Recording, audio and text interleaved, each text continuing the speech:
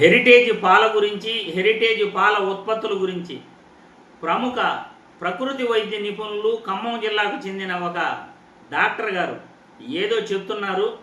ఆయన ఏం చెప్తున్నారు? డాక్టర్ ప్రదీప్ చింతా గారి సోషల్ మీడియా ద్వారా ఇది వైరల్ అవుతూ ఉంది. ఈ సోషల్ మీడియాలో వైరల్ అవుతున్న ఈ న్యూస్ను ఒక్కసారి మనం చూసిన తర్వాత హెరిటేజ్ పాల ఉత్పత్తుల గురించి ఆ డాక్టర్ గారు ఏం మాట్లాడారో మళ్ళీ మనం విశ్లేషించుకుందాం. కేరళ రాష్ట్ర ప్రభుత్వం 14-15 నెలల క్రితం తీర్మానం చేసింది. ఒక ప్రముఖ కంపెనీ పాల ప్యాకెట్లలో క్యాన్సర్ కారకాలు ఉన్నందువల్ల మా రాష్ట్రం నుంచి నిషేధిస్తున్నామని. అబద్ధమా? పాల ప్యాకెట్లో క్యాన్సర్ కారకాలు ఏ కంపెనీ అడగండి. వాళ్ళ కంపెనీ అంటే మనకేం కనకండి, మనాళ్ళ కంపెనీ అంటారు. అక్కడ అమ్ముకున్నారు కనుకండి. ఇక్కడే ఇంటికి 4 పొట్లాలు తీసుకుని అక్కడ అమ్మారంట. ఆ 4 పొట్లాలు నిషేధించింది. ఇక్కడ 100 పొట్లాలు చూస్తలేము. పేపర్లో రాలేదు, నాకు తెలియదు. టీవీలో రాలేదు, నాకు తెలియదు.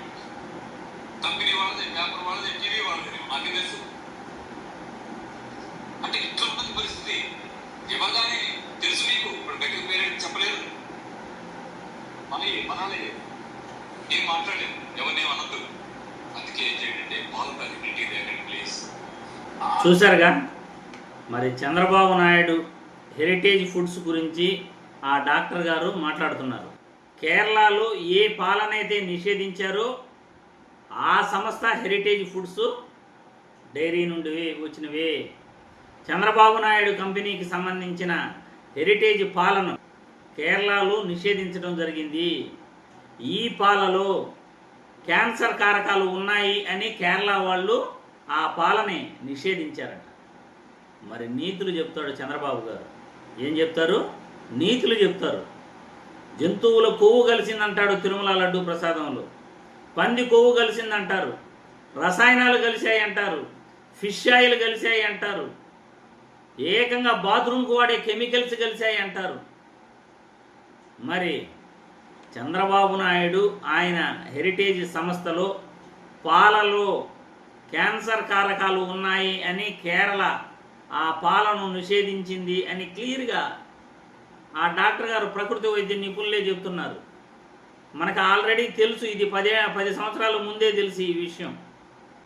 మరి బాబు గారు ఆయన నడిపే సంస్థ యొక్క మరికొన్ని నిజాలు తెలియాలంటే ఈరోజు సోషల్ మీడియాలోనూ మరియు సాక్షి మీడియాలోనూ, సాక్షి పత్రికల్లోనూ వస్తున్న వార్తలు ఏమిటంటే హెరిటేజ్ కోసమే తిరుమల లడ్డూ ప్రసాదంలో కల్తీని జంతువులు కొవ్వు కలిసిందని, పంది కొవ్వు కలిసిందని విష ప్రచారం చేశాడు.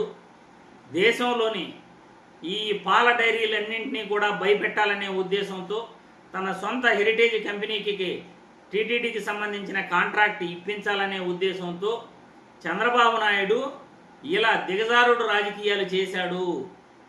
దేవుణ్ణి రాజకీయంగా వాడుకున్నాడు. తన సొంత కంపెనీ కోసం దేవుణ్ణి రాజకీయంగా వాడుకున్నాడు. బోలేబాబా డైరీ గురించి దుర్మార్గమైన ప్రచారం చేశాడు అనే వార్తలు వస్తున్నాయి. ఈ బోలేబాబా డైరీని తీసుకొచ్చింది చంద్రబాబు నాయుడు 2018లో. హర్ష్ డైరీ అన్నమాట.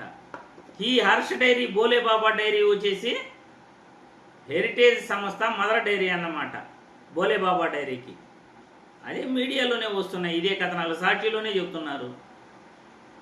అదేవిధంగా ఇందాపూర్ కంపెనీ, ఇందాపూర్ డైరీ, ఈ ఇందాపూర్ డైరీ కూడా హెరిటేజ్కి సంబంధించిన ఒక మ్యానుఫ్యాక్చరింగ్ యూనిట్ అట.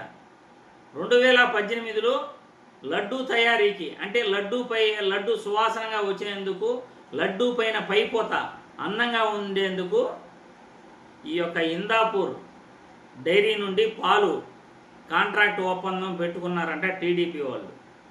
ఈ ఇందాపూర్ డైరీ కూడా హెరిటేజ్ సంస్థకి ఒక మ్యానుఫ్యాక్చరింగ్ యూనిట్ అట. మరి ఇవన్నీ కూడా తన హెరిటేజ్ కోసమే చంద్రబాబు నాయుడు తిరుమల లడ్డూ కల్తీపై కుట్ర చేశాడు అని సోషల్ మీడియాలో పుంకాలుగా వార్తలు వస్తున్నాయి. మరి చంద్రబాబు నాయుడిపై కేంద్ర ప్రభుత్వం ఏమైనా ఆలోచిస్తూ ఉందా?